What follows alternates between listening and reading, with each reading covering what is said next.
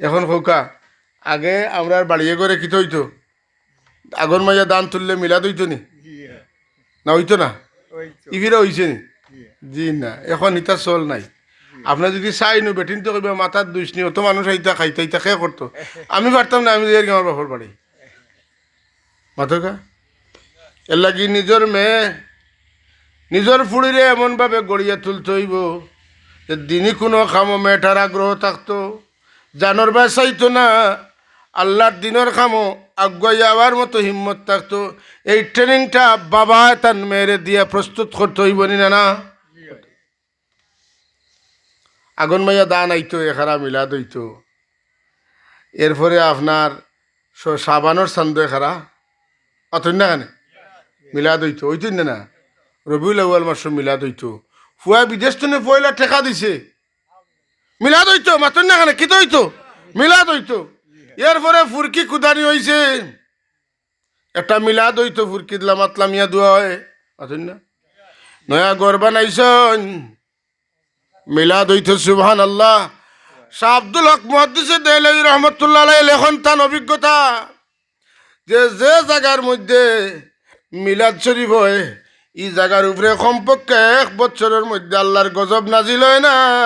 পুরা বছর ব্যাপী রহমত বর্ষিত হয় কথা বুঝছেন না আমরা এখন মিলাদ উঠি গেছে বেদাত হইয়া হইয়া এক গুরুয়ে আমরা রে মিলাদ তুলাই দিছে আমার বেগো সবুজ চাদর আছে হইয়া পারভেজের ওটা দিতা কথা বুঝছেন না নি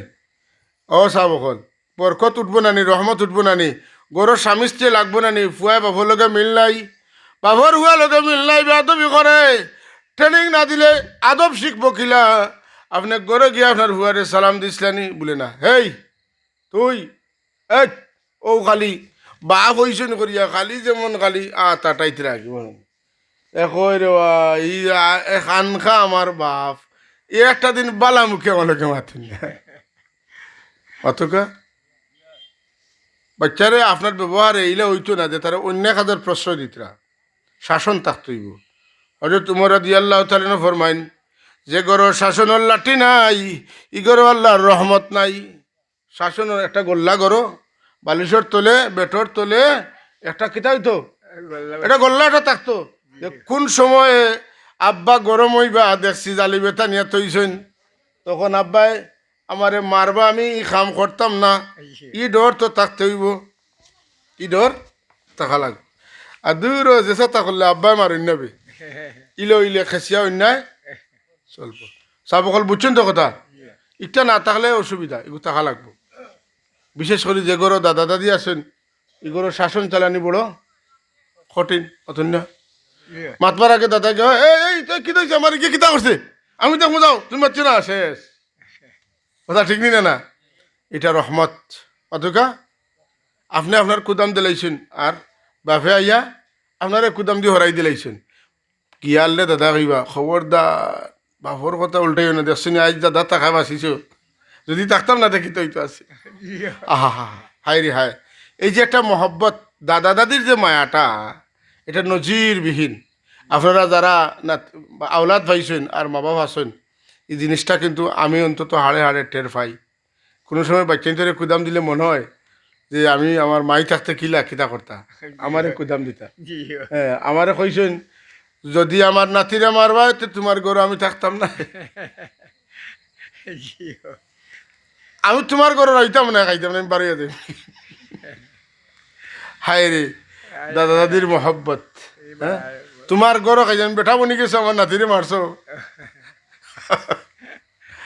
হাজরিন রহমত গরো মা বাপ যারা আছে এটা রহমত সুবহানাল্লাহ দুয়ার মরকজ আল্লাহুম্মা সাল্লি আলা সাইয়্যিদিনা মাওলানা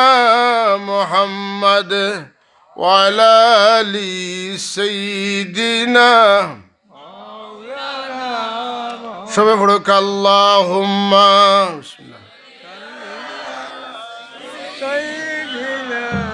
مولانا محمد وعلى